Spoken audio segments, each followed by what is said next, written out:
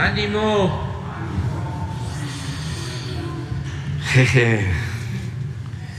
Estuvo bien la cepillada. Vamos a hablar más tarde de eso, pero ahora queremos informar sobre el avance que se ha tenido en el rescate de la industria petrolera. Es muy importante, aquí se ha solicitado que se informe sobre cómo hemos avanzado en rescatar la industria petrolera que estaba en franca decadencia porque querían destruirla. Lo lograron hasta cierto punto en la petroquímica. Teníamos una industria petroquímica de las mejores del mundo y se esmeraron en destruir la industria petroquímica. Y lo mismo en el caso de las refinerías. Nada más es cosa de pensar que en 40 años no se construyó una nueva refinería. Y esto coincide con todo el periodo neoliberal, porque se apostó a vender petróleo crudo y a comprar gasolinas en el extranjero.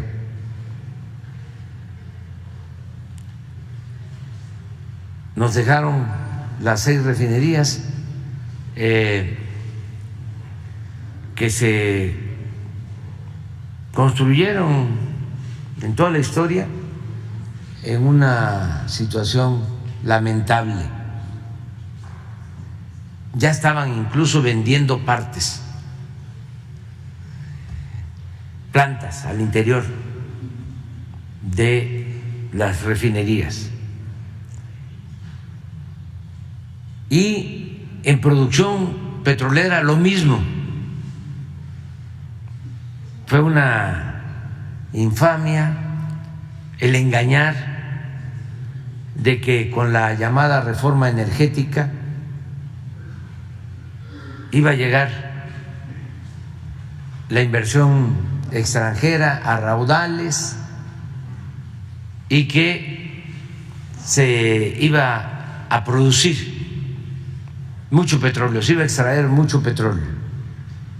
Hacían cálculos de que con esa reforma íbamos a tener una extracción de petróleo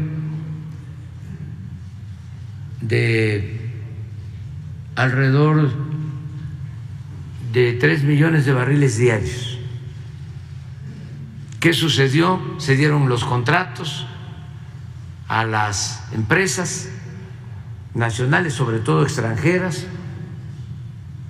110 contratos para explorar y explotar el petróleo con sistemas de utilidad compartida. Y de esos 110 contratos, solo 3 se están llevando a la práctica, se están ejecutando. Y de 3 millones de barriles, la producción que aportan estas empresas no pasa de 50,000 barriles. Afortunadamente, se decidió desde el primer año de explorar, se encontraron nuevos yacimientos, cambió completamente la política de producción de Pemex. En vez de invertir en exploración, en perforación de pozos en el norte, en las aguas profundas, donde no hay petróleo o cuesta mucho extraerlo, decidimos orientar toda la inversión al sureste para extraer petróleo en tierra y en aguas someras, y esto nos funcionó porque tenemos reservas suficientes y logramos evitar la caída en la producción de petróleo. Si no hubiésemos intervenido como lo hicimos, estaríamos importando petróleo crudo. De ese tamaño fue la actitud irresponsable de quienes manejaron durante el periodo neoliberal la política petrolera.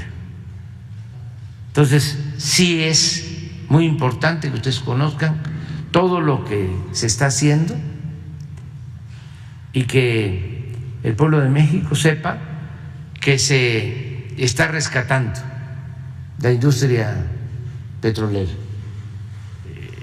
Esto es parte de lo que nos inspira, es el decreto expropiatorio original que emitió el general Lázaro Cárdenas el 18 de marzo de 1938. Por eso nos vamos a congregar este sábado, pasado mañana, para recordar esta fecha histórica. Hago la invitación a todos los que quieran asistir. Vamos a reunirnos en el Zócalo el sábado a las 5 de la tarde. Los invito para reafirmar nuestros principios de independencia y soberanía en lo relacionado con la industria eléctrica y con la industria petrolera. Entonces, van a exponer a ustedes lo que estamos haciendo en esta materia, tanto la secretaria de Energía, Rocío Nale, como el director de Pemex, Octavio Romero Oropesa, y posteriormente ya abrimos para preguntas y respuestas. Adelante.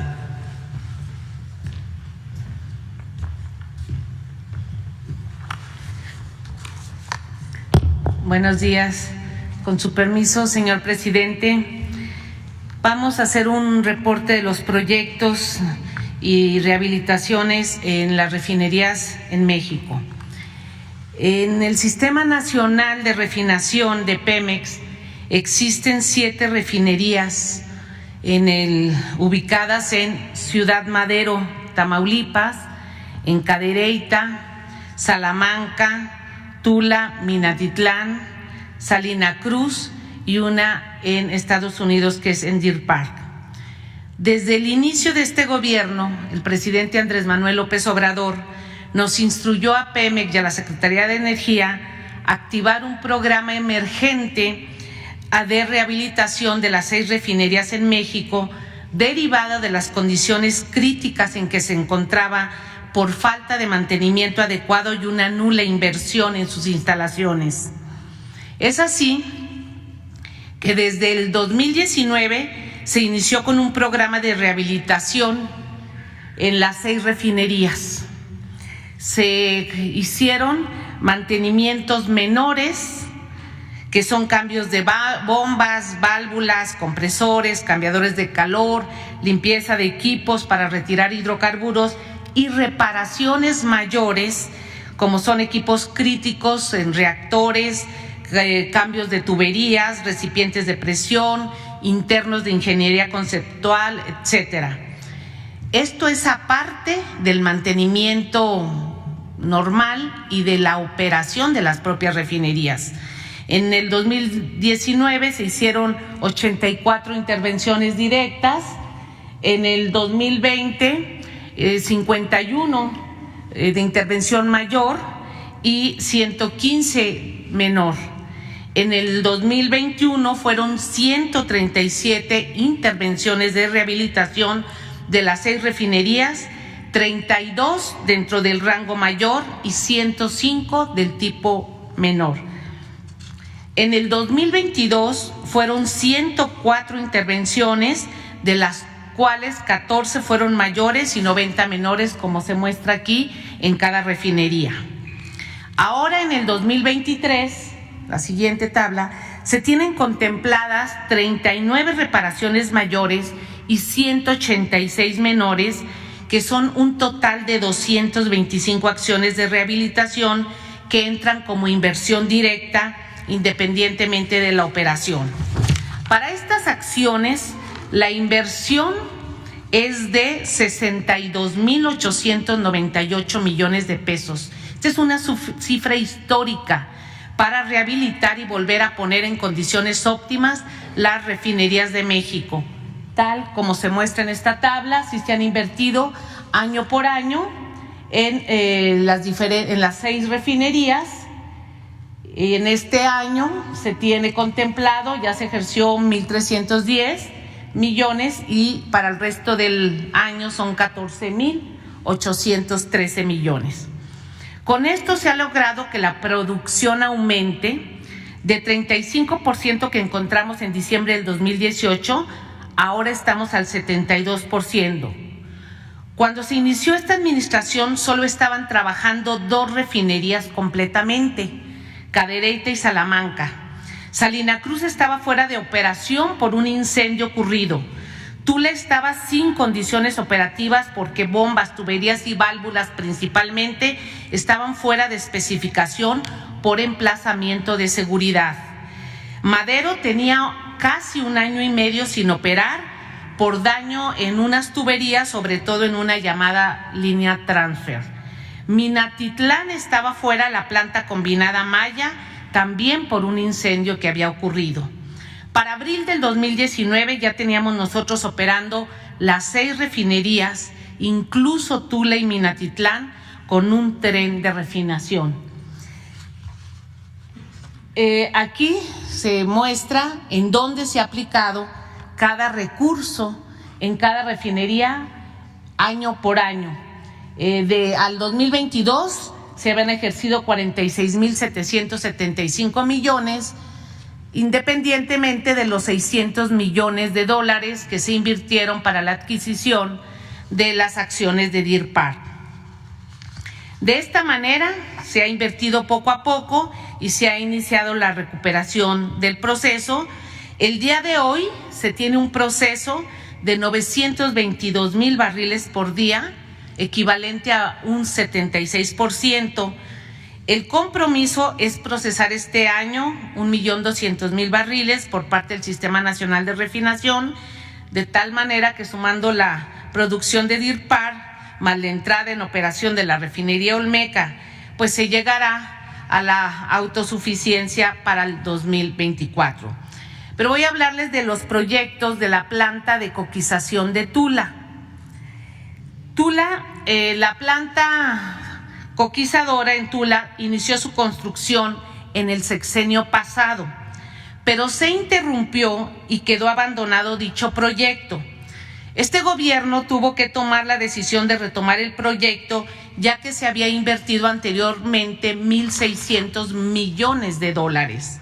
Además de esta planta, es necesario para eliminar el combustóleo de las 2 refinerías, tanto de Tula como Salamanca, le van a dar servicio a estas 2 refinerías esta planta coquizadora. El costo será de 2,800 millones de dólares.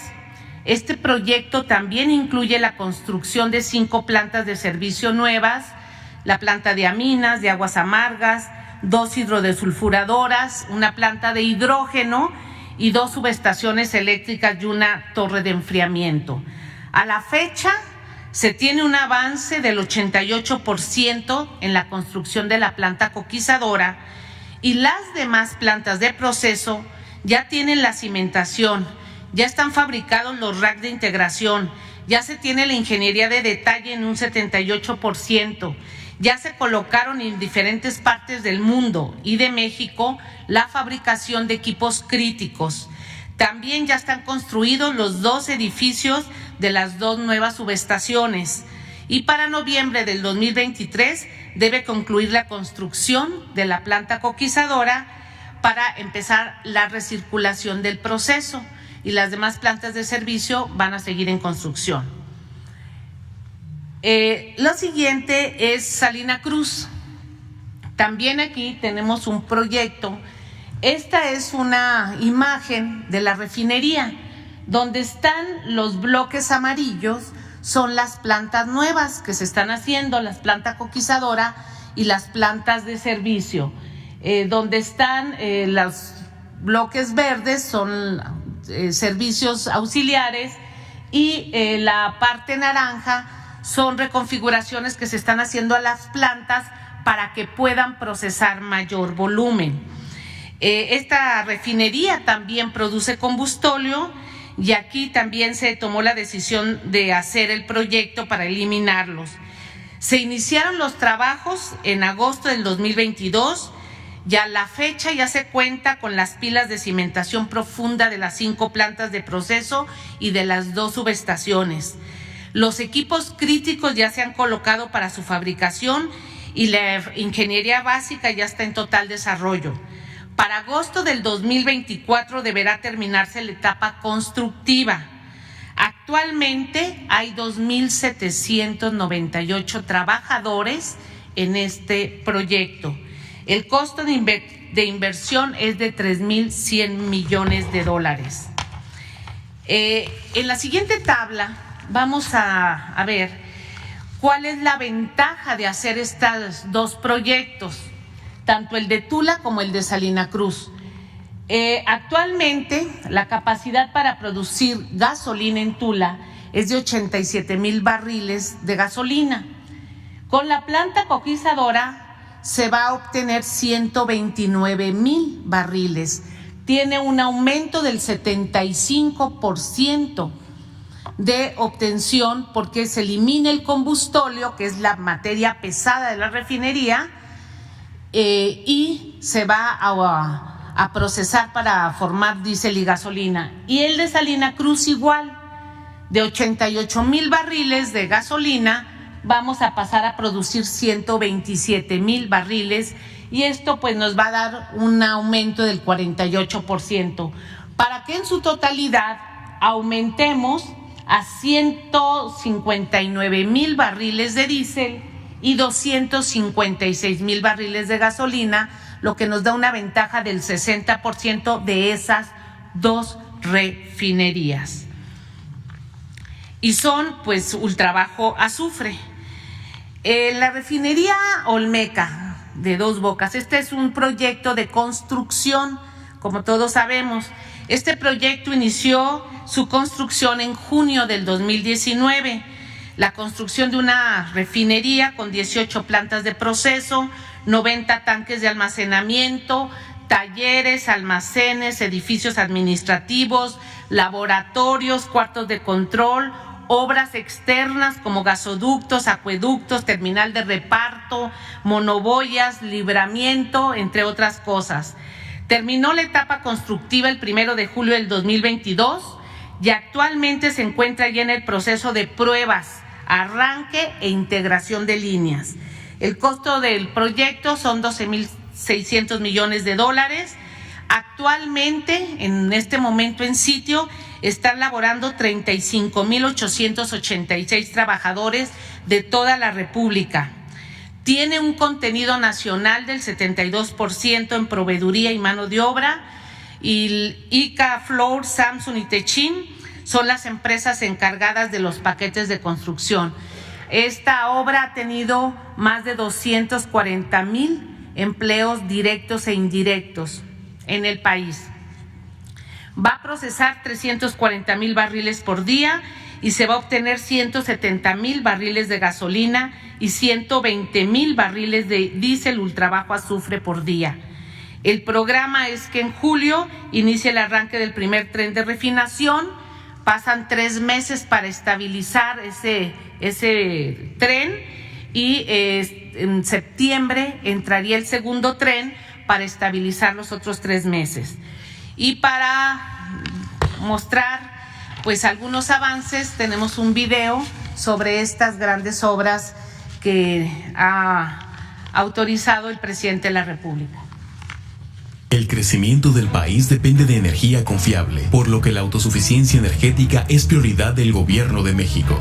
La dependencia de recursos energéticos del exterior representa vulnerabilidad ante la volatilidad internacional, poniendo en riesgo el desarrollo de la nación.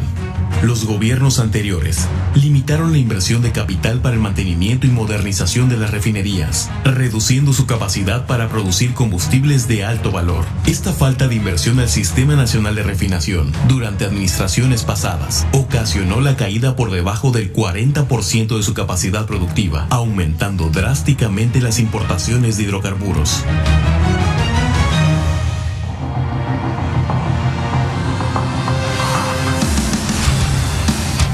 La estrategia impulsada por esta administración asegura el desarrollo equilibrado y el acceso a la energía, convirtiendo a México en autosuficiente.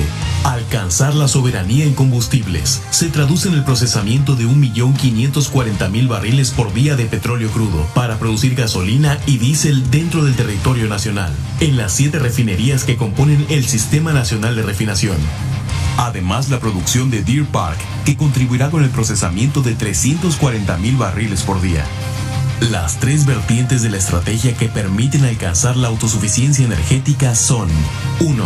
Rehabilitación del Sistema Nacional de Refinación, considerando el mantenimiento de plantas de proceso, tanques de almacenamiento y componentes de servicios auxiliares, alcanzando una producción de 1.200.000 barriles diarios.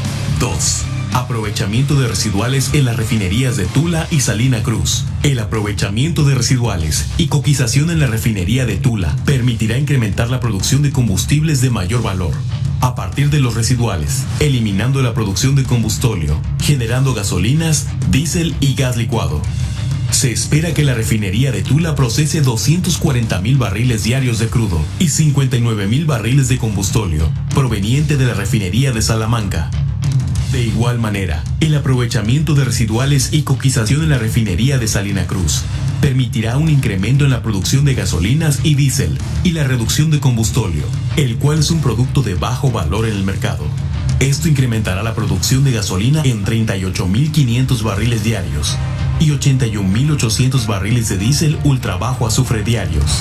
3. Construcción de la refinería Olmeca en Dos Bocas, que procesará 340.000 barriles de crudo al día para obtener 170.000 barriles de gasolina y 120.000 de diésel ultra bajo azufre diarios, produciendo el equivalente al 30% de las gasolinas que actualmente importamos. A partir de la implementación de esta estrategia, se ha logrado incrementar la utilización de la capacidad instalada pasando de 35% a 72% en el Sistema Nacional de Refinación. Consolidar la seguridad energética de la nación es prioridad del Gobierno de México, pues significa la creación de un nuevo panorama de producción de combustibles que contribuya al crecimiento del país.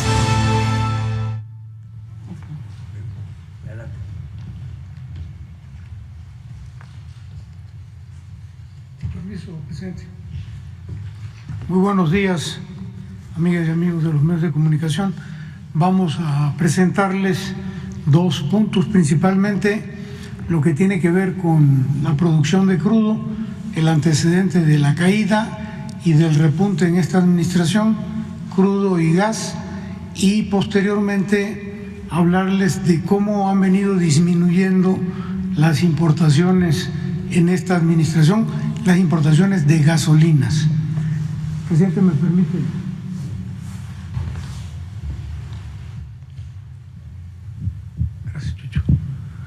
En esta gráfica podemos observar el histórico de la producción de hidrocarburos líquidos. Se puede observar que en el 2004 se alcanzó la producción histórica más alta, casi 3.4 millones de barriles, y cómo fue declinando a lo largo de los años. Hubo un periodo entre el 2009 y el 2013-14 donde más o menos se sostuvo la producción, ya había caído, y luego cómo se desploma hasta llegar a noviembre del 2018 con 1.7 millones de barriles y enero del 19, que es donde tocamos fondo, con 1.642.000. ¿Cómo se explica esta caída? En la siguiente gráfica lo veremos. Miren, esta es la misma gráfica anterior, nada más que aquí estamos dividiéndola en lo que producía Cantarell. Cantarell en el 2004 llegó, o lo llevaron, mejor dicho, a su punto máximo de producción, casi 2.136.000 barriles. Lo sostuvieron en el 2005 de esta manera, arriba de los 2 millones, y luego de manera dramática cómo va cayendo Cantarell hasta llegar a niveles en el 2018, en noviembre del 18, de 159.000 barriles y 148.000 en enero del 2019. También aquí podemos observar este segmento gris que se refiere al segundo campo más importante en Pemex, que es Cumaló-Zap. Cumaló-Zap aparece también en estas épocas con poca producción, y justo cuando Cantarell empieza a declinar ya de manera muy dramática, Cumaló-Zap empieza a producir más, y esto es lo que explica más o menos que se sostenga la producción durante 4 o 5 años. Sin embargo, también Cumaló-Zap empieza a declinar, y no solo Cumaló-Zap, sino todos los campos maduros del sureste de Tabasco y de la sonda de Campeche, de manera tal que hoy día Cumaló-Zap anda produciendo, y ahí lo tenemos estabilizado en el orden de los 625.000 barriles. Bien, este es el comportamiento de la declinación a la vuelta de los años, y esto es con lo que nosotros nos encontramos cuando inició la administración. La siguiente, por favor. Entonces, en noviembre del 18, 1.700.000 barriles, enero 1.642.000, y aquí empieza la administración del licenciado Andrés Manuel López Obrador. Esta fue la producción, 1.701.000 en el 2019, en el 2020 1.705.000, pero ustedes observan este recuadro. Este recuadro indica que en el 2020 hubo un acuerdo de la OPEP de disminuir 100.000 barriles de petróleo para nuestro país durante 5 meses aproximadamente. Cuando analizamos esos 100.000, mejor dicho, cuando hacemos el promedio de esos 100.000 a lo largo del año, resultan 38.000 barriles que no produjimos intencionalmente. Si hubiésemos producido esto, hubiésemos llegado a unos 743. Pero bueno, ya en el 2021, 1.756, en el 2022 este es el promedio, 1.785, en lo que llevamos de enero a marzo, este es nuestro promedio, 1.875.000, y puntualmente al día de hoy, es la producción de ayer que se reporta hoy, 1.915.000 barriles. ¿Cuál es la meta este año? Llegar a, en promedio, 1.950.000, y a finales del 2023 estar alcanzando ya los 2 millones de barriles, que sería la meta que el presidente de la República nos ha indicado en la que debemos de quedarnos, porque ya con estos 2 millones prácticamente estaríamos garantizando la autosuficiencia en nuestro país. La que sigue, por favor. Este histórico es de producción de gas, es lo mismo. Miren, se producían en 2009 6.5 BCF de gas, cómo fue cayendo hasta 3.6 BCF, casi 3 BCF menos en la vuelta de estos años. La que sigue, por favor. Es lo mismo, nada más que de los 6.534, esto es lo que aportaba Cantarell, casi 1 BCF, nada más Cantarell, y Cumaló-Zap 327 millones de pies cúbicos de gas. Es básicamente la misma información. La que sigue, por favor. Y bueno, aquí está el repunte de gas. Noviembre del 18, recibimos 3.8 BCF de producción. Hoy, en el promedio enero-marzo, estamos en 4.159. Puntualmente al día de ayer, o reportado el día de hoy, 4.2.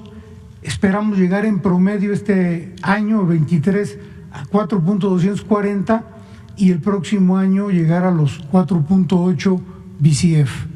La que sigue, por favor. Aquí ya estamos hablando del proceso de crudo en nuestras refinerías. En el 2004, las 6 refinerías del país procesaban 1.300.000 barriles diarios y más o menos se mantuvieron hasta el 2009, donde cayeron a 1.184.000, más o menos ahí se mantuvieron hasta el 2014, y a partir de la reforma energética del 2015, miren ustedes cómo cayó por la falta de inversión.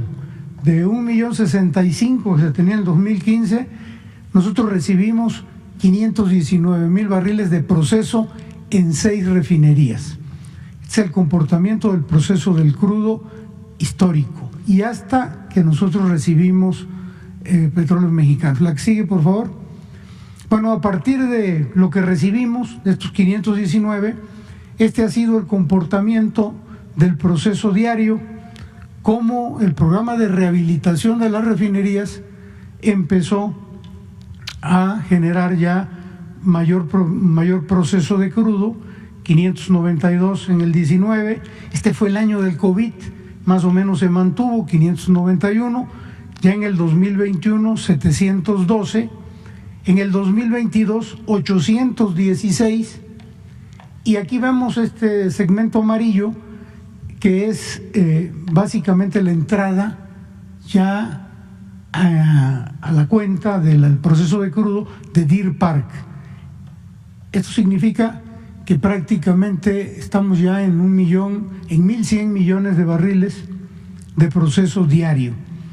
Entre enero y marzo, más o menos traemos el mismo comportamiento, un poquito menos, derivado de que en enero o febrero, el invierno, meses pasados, hubieron tormentas invernales y otros eventos, pero más o menos andamos en lo mismo, y la idea es, bueno, y en el mes de marzo ya vamos a alcanzar el 1.179, casi el 1.2 millones de barriles de proceso en el SNR más Deer Park.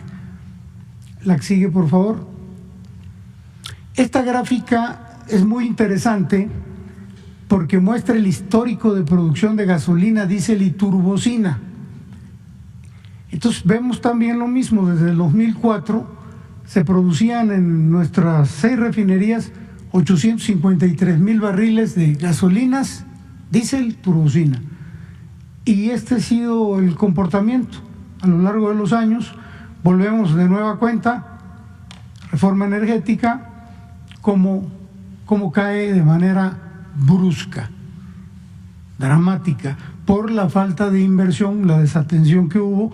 Nosotros recibimos en el 2018 300.000 barriles de producción de gasolinas, después de haber llegado a 853.000 barriles.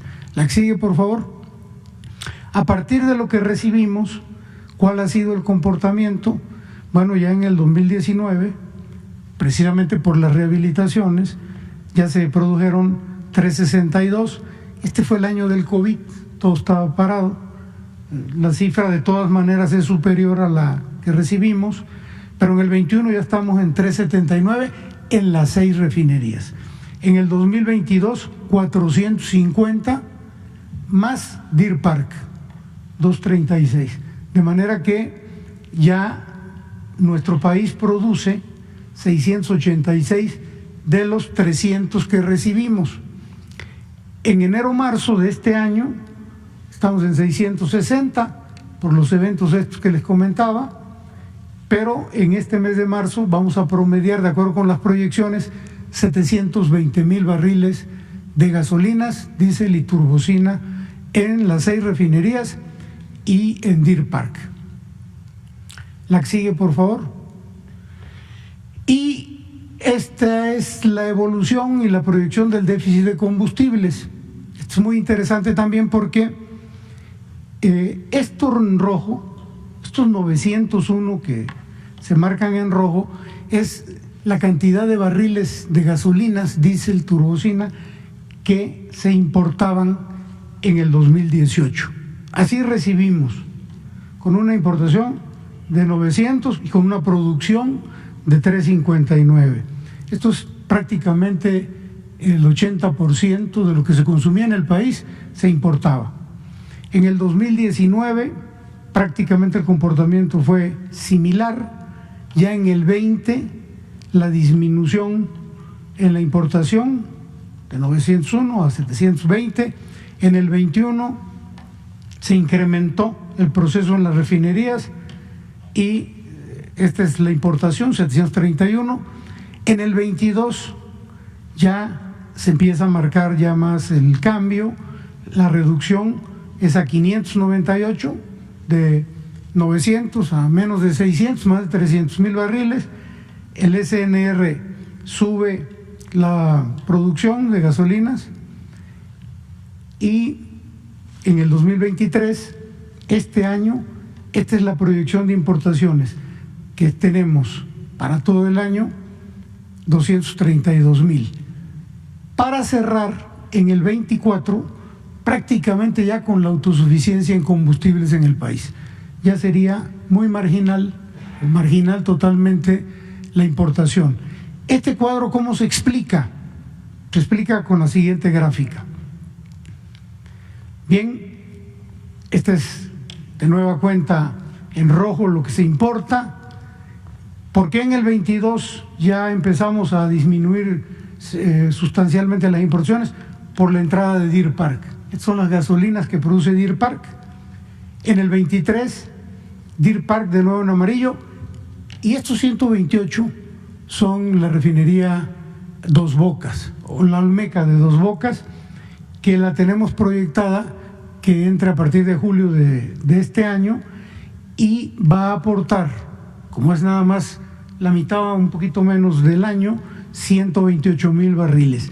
Y estos 7,000 que se ven aquí es la coquizadora de Tula, que se va a concluir en los últimos meses de este año y que van a aportar 7,000 barriles. Y finalmente en el 24, este es lo que va a producir el SNR, esto es lo que va a producir Deer Park.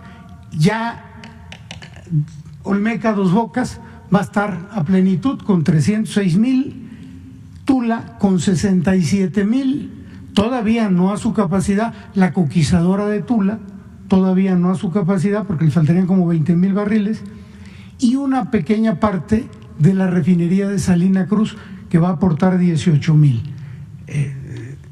Esto nos va a llevar en el 24 a 34,000 barriles. Desde luego que en el 25, ya con el proceso de la coquizadora de Tula al 100% y de Salina Cruz al 100%, vamos a estar por arriba ya de lo que, es decir, ya vamos a estar en números positivos en cuanto a producción de gasolinas. Entonces, este es la explicación y la proyección que tenemos del déficit de combustibles. Con eso concluyo, señor presidente, la presentación.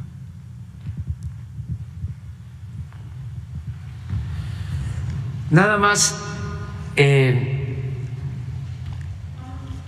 informarle también para tener una idea de que esta política de autosuficiencia energética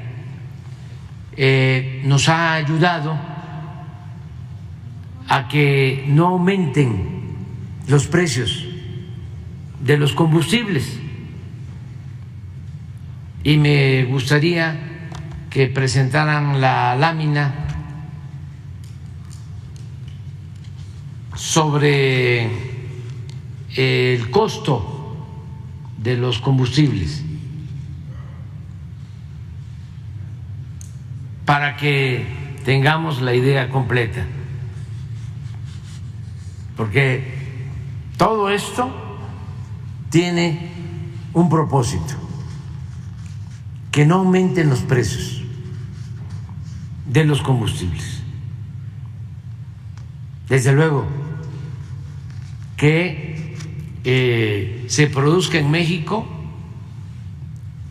lo que consumimos de gasolinas, de diésel, pero también el que no aumenten los precios, como ha sucedido. Pero quiero el de los jueves, a ver si Carlos Torres nos envía, o Laura, solo la lámina del comportamiento de los precios de los combustibles.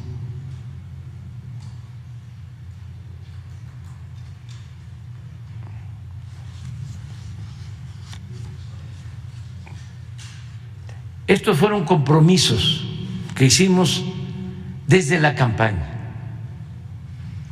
Dijimos, vamos a dejar de comprar combustibles en el extranjero, porque es, entre otras cosas, un absurdo de que vendamos materia prima y compremos gasolinas. Decía yo, es como vender naranja y comprar jugo de naranja. En eso consistió la política neoliberal. Desde luego, no solo por cuestiones técnicas o por fallas en la proyección, sino porque, aunque parezca increíble, lo que querían era destruir la industria petrolera para privatizar el petróleo, la industria eléctrica, todo. Afortunadamente, el pueblo de México dijo basta y inició un cambio. Y ahí están los resultados. En el caso de la gasolina Magna, en el tiempo de Calderón aumentó 22.9% el precio. Con Peña Nieto, 42.8% de aumento.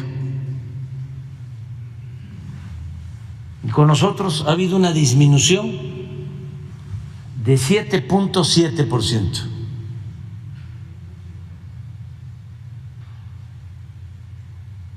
Como decía el general Mújica, hechos, no palabras. A ver si está el diésel. Esta es la Premium, 5.7% de aumento con Calderón, 46% de aumento con Peña Nieto, con nosotros una disminución de 5.6%. Diésel, 49% más con Calderón, 48% más de aumento con Peña Nieto, 7.5 menos con nosotros. Y este es el gas, 1.5 menos con Calderón, 28.9 más con Peña, 13.3% menos con nosotros. Así vamos a la conmemoración del 18 de marzo, el sábado, a las 5 de la tarde. Bueno, antes de pasar a las preguntas, estamos contentos a los que nos gusta el béisbol y yo creo que a todos los que nos gustan los deportes, porque pasó a la final del clásico de béisbol mundial, México,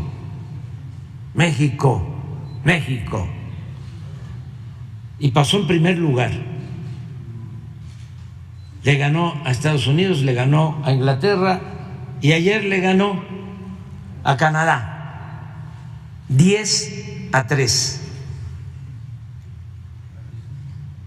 Y van a la final, ahora va a ser en Miami, van a enfrentar a Puerto Rico, que es un equipo que ayer eliminó nada menos que a República Dominicana.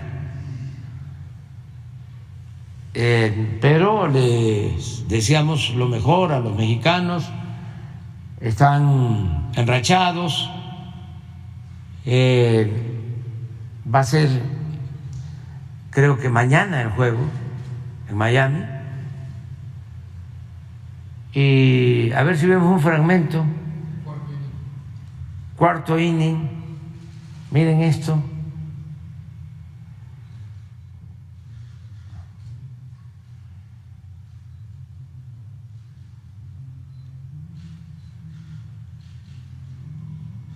No, ahí nos macanearon, esa no la quiero. Quiero donde están las bases llenas, porque dan una base por bola, se llenan las bases y viene al bat Arozarena, cubano de origen, nacionalizado mexicano. Y miren lo que hace. They were hopeful of getting into the middle of the game. They could give him 3, maybe 4 innings. 2-1 pitch is in the air. Shallow right. Casey is there and makes the catch. No. Andrew Albers has picked up where Philippe Aumont left off. Slicing liner, Arozarena on the run. Adrian Martinez in relief of Jose Urquidy. Mexico protecting. Canada's trying to do something they've never done in the World Baseball Classic. They've never advanced. Breaking ball, fly ball, center field, not real deep, and it's going to fall. Base hit. Runner going to third. Throw from Clark, not in time, and safe there. Boy, what a good read by Urias, the base runner. And not a great defensive sequence at all for Canada. And they're loaded, and it's Arozarena who's Ahí coming está. up. Ground ball, Casa llena. that's fair. Down the line. Urias scores. Thomas scores. Barnes coming home. He will score. Mexico, 6-2. What a player. We have seen him perform at this level in the World Series. Up the middle. That's a base hit. 7-2. And you get these RBI guys Bueno. who played with runners. Ya, muy bien a Rosarena, de las 10 produjo 5 y está muy bien el equipo, muy bien el picheo. Benjamín Gil está dirigiendo de manera perfecta, cambiando los pitchers a tiempo. Es muy bueno el picheo de México y esperemos que nos vaya muy bien. Muy bien. A ver, empezamos contigo. ¿Sí?